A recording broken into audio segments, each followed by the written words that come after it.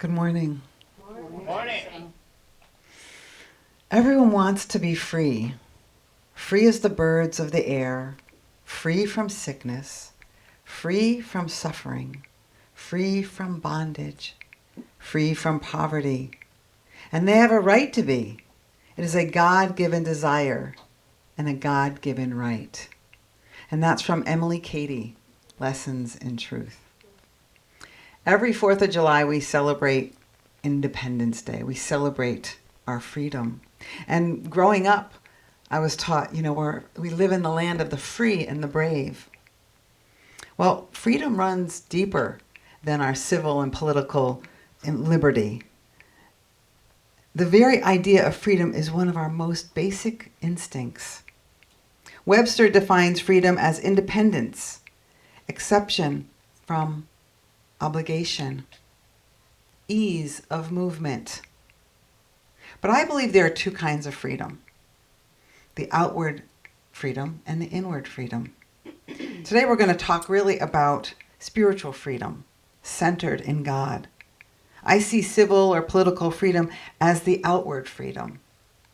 I want to talk about free to be myself, my spiritual self as an infinite being that came here to express God as each and every one of us are. Being free from seeking approval of others. I believe freedom is that divine urge within us to live fully, to express and experience fully without restriction. I think we achieve such liberty by understanding the various elements of our consciousness and attuning ourselves to the spiritual essence that we all are. That which has quickened our souls and given us the joyous sense of freedom will work in every cell of our bodies to give them the same wonderful sense of wholeness and freedom.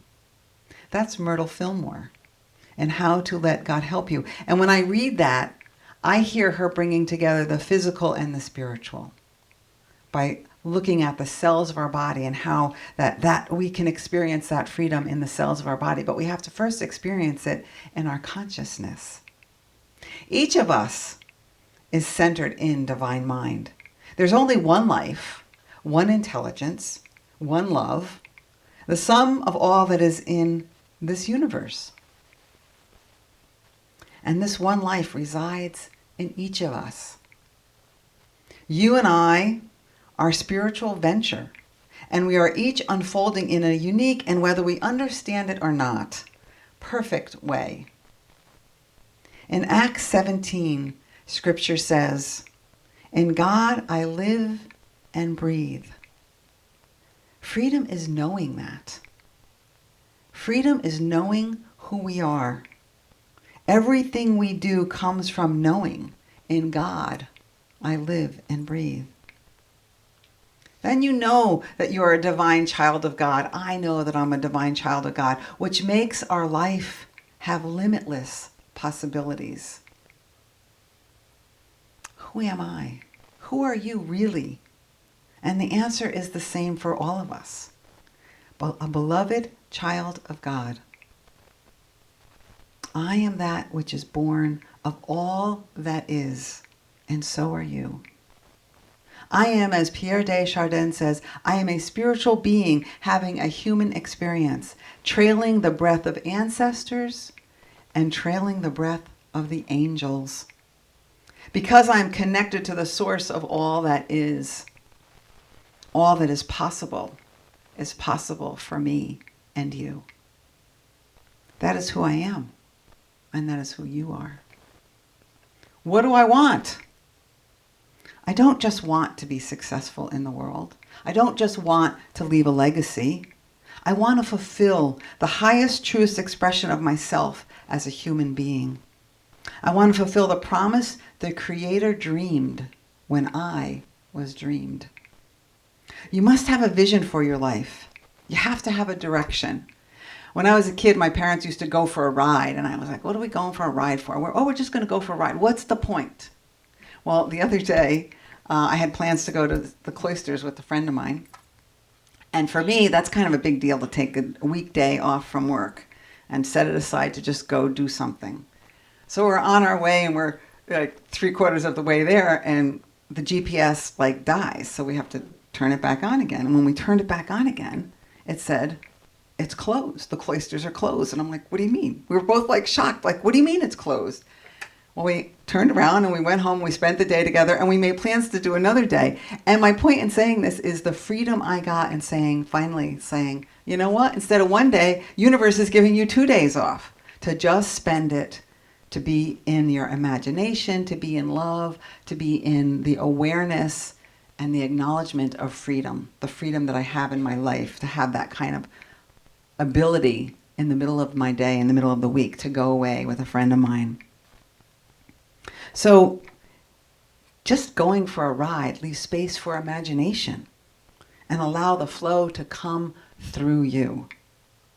That's what Spirit wanted me to do. And I'm glad that I took that perspective of saying, okay, let's just take another day and do it. And it was wonderful when we finally got to the cloisters, when we finally picked a day and got there. It was absolutely wonderful. But so was the first day when we just spent the day hanging out together. So one of the things that helps us with our freedom is in service. Now, it's interesting that that's what Manya had brought up today. And I always love that when people talk about what I'm going to talk about before I talk about it. They don't know what I'm going to talk about. So in this finding out how to be best version of ourselves, what we were created to be, and experience freedom in that, we must find service. In what way are we going to serve? And not only service, but the significance that we bring to our service equals fulfillment and freedom. Dr. Martin Luther King said, not everyone can be famous, but everyone can be great, because greatness is determined by service. That means that there is not a job on this planet that when we switch our paradigm or our thought on how do I do service by doing this job, that same job can become more fulfilling. So ask yourself, how do I use this job to be in service to something bigger than myself? And all of a sudden that job is no longer a job. It becomes an offering to the world. So what it is that you have to offer? What is it that you have to give? Pay attention to when you feel lit up from inside. That is Spirit speaking to you. I felt that light up when I came up with Thankful Thursdays and Wednesday's Wisdom and Mindful Mondays. And then they would fizzle out. And it was like, so another idea came and another idea came. And it was just like, okay, what am I to do next? And to just keep following those little lights that come. Be the being God had intended me to be and for you to be. To shine your light.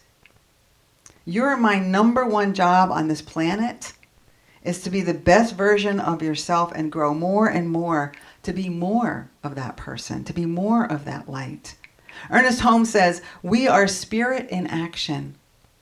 There is an infinite sea of invisible, intelligent mind stuff that has taken in various forms, and one of those forms is you and me.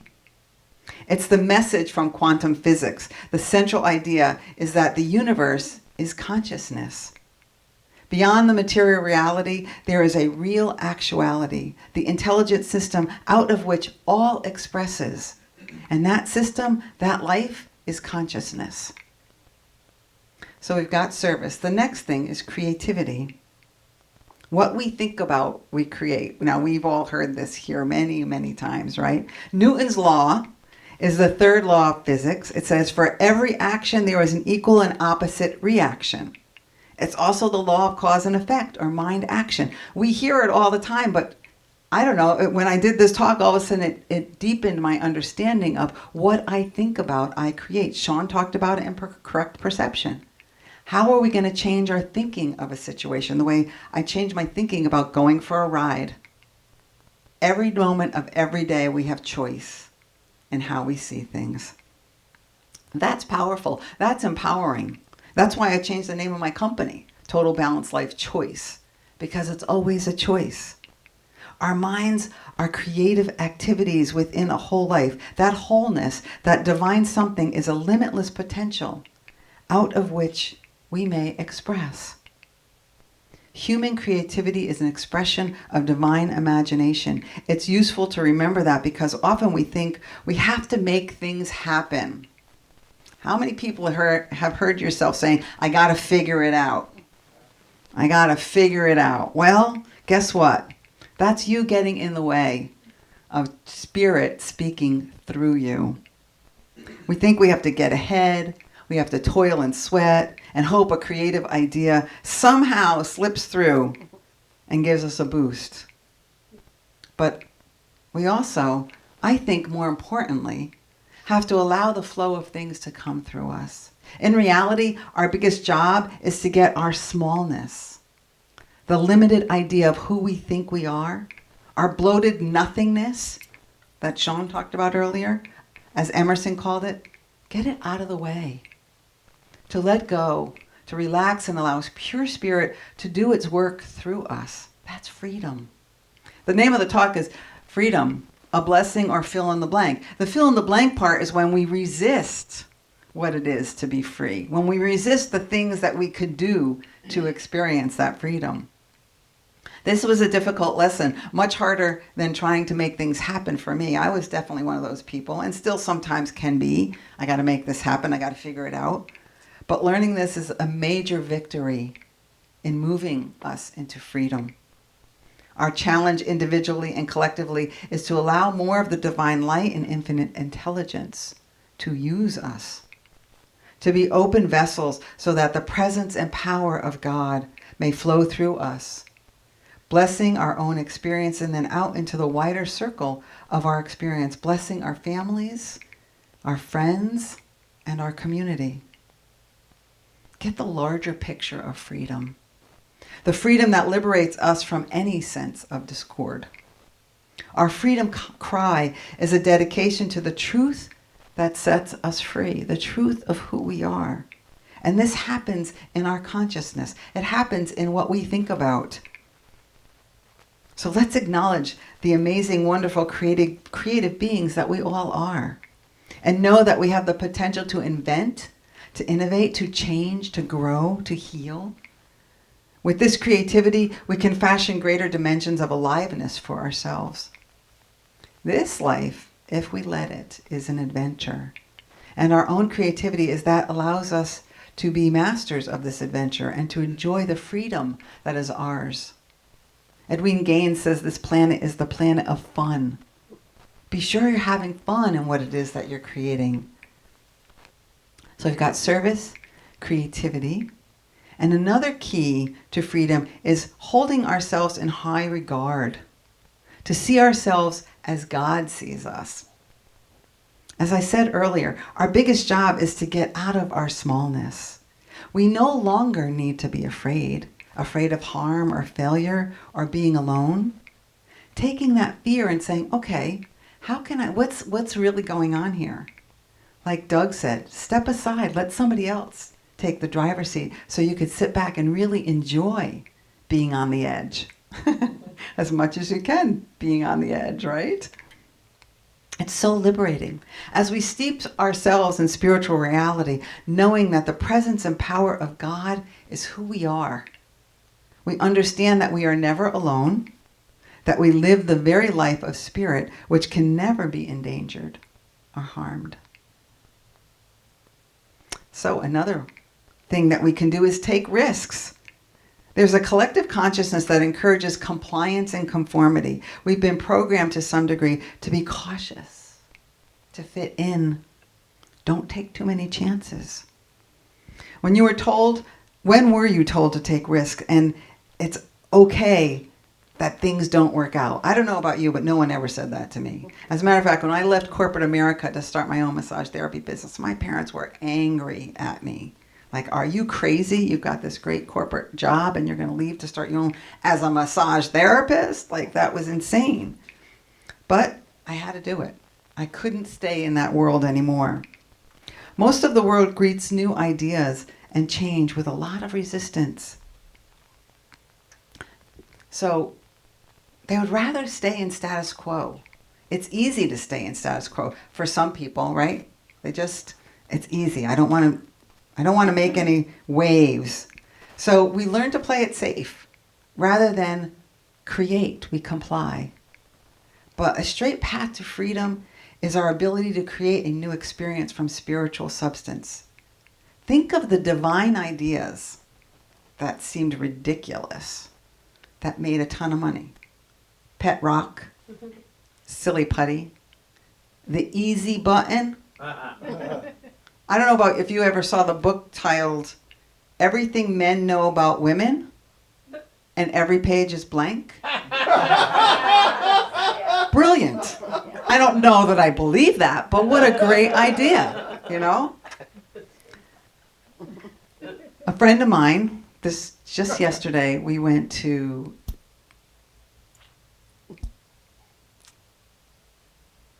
my friend became a woman Roman Catholic priest, and she was ordained yesterday. There was a woman bishop there. There were all these women priests, and it was so powerful. And all she did, she created the whole service herself, because that's what you have to do when you're becoming a priest. And they did this thing called prostration, which I did not know existed, but she had to lay on the ground face down with her feet up, and there was a blessing, and there was it was so powerful. And her whole service was about all the women of the Bible. And so I said to her mother afterwards, at what point did you know that this was going to happen? She says, well, I just knew from a very little girl, she always wanted to be a priest. And then when she figured out that she couldn't be a priest, she just did her own spiritual thing, and then she went to One Spirit, thinking that that was going to be it for her. And in One Spirit, we met. So, of course, I think that's the reason why she had to go to One Spirit. But anyway, she also that's where she found these other women Catholic orders that she was able to join. And it was just so powerful for me. So she just took the risk, and she keeps taking the risk. And, you know, it's funny because I thought for a moment, not very long, did I bail on becoming a Catholic, priest?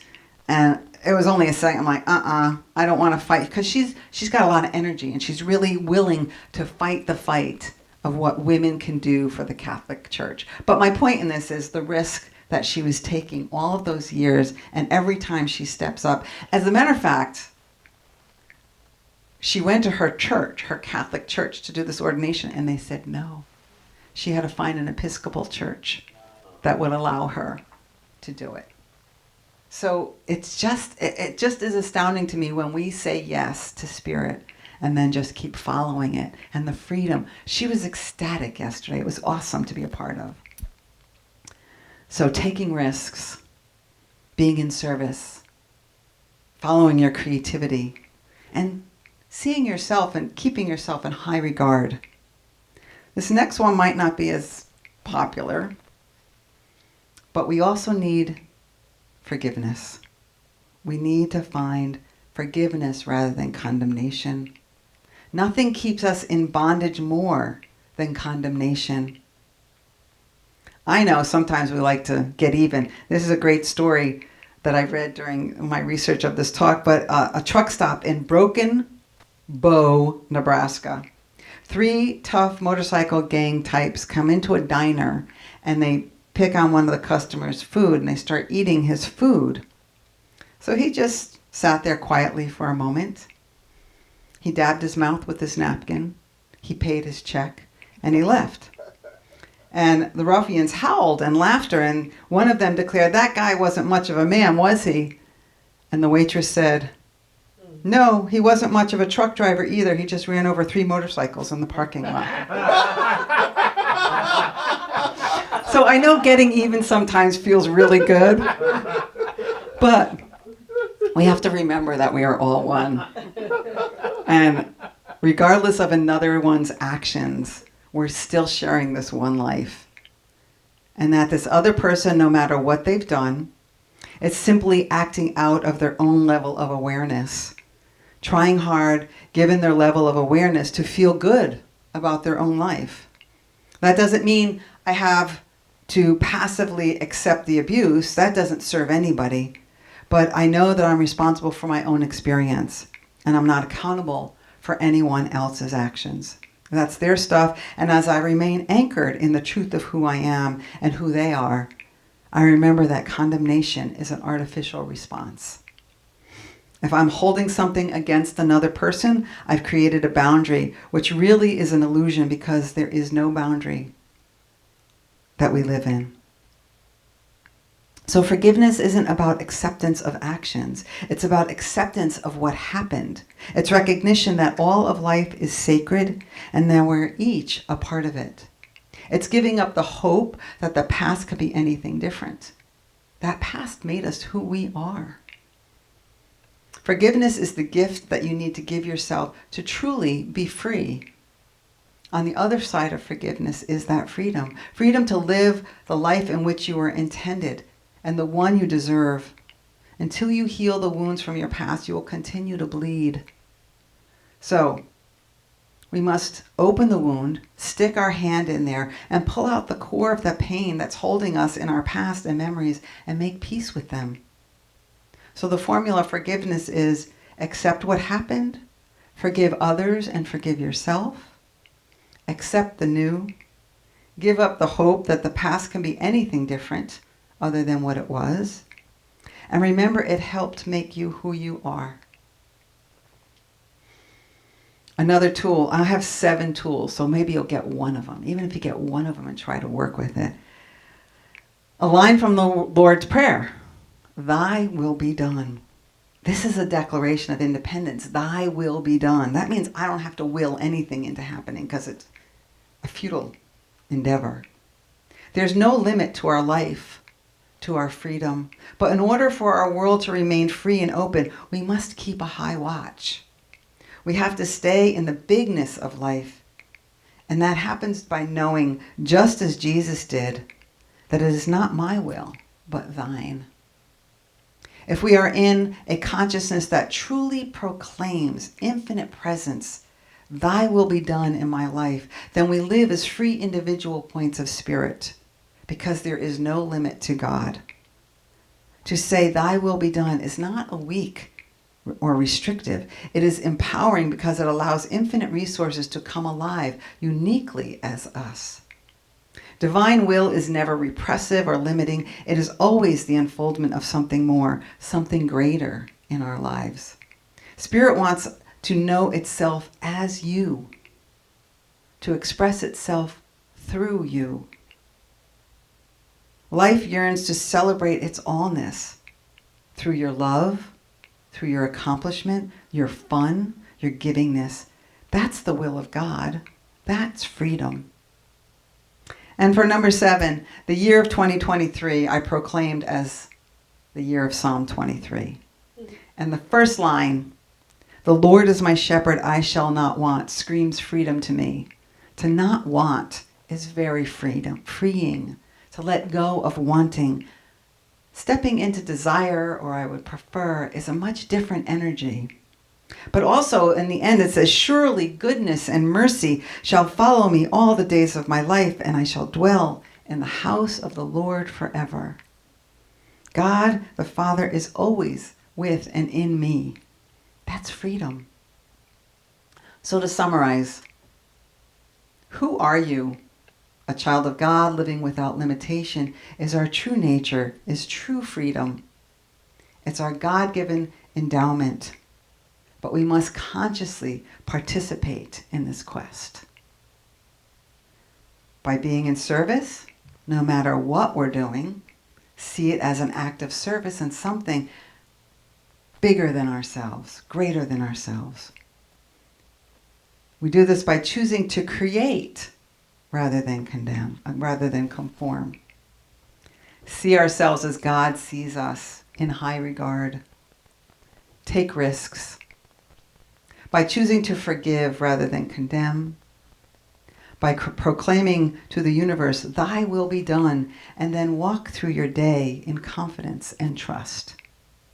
And know that if the Lord is your shepherd, you shall not want. I want to say thank you. I'm your sister companion in prayer, possibility, and power. I see you, I appreciate you, and I love you. Until we meet again, remember that you are blessed and a blessing.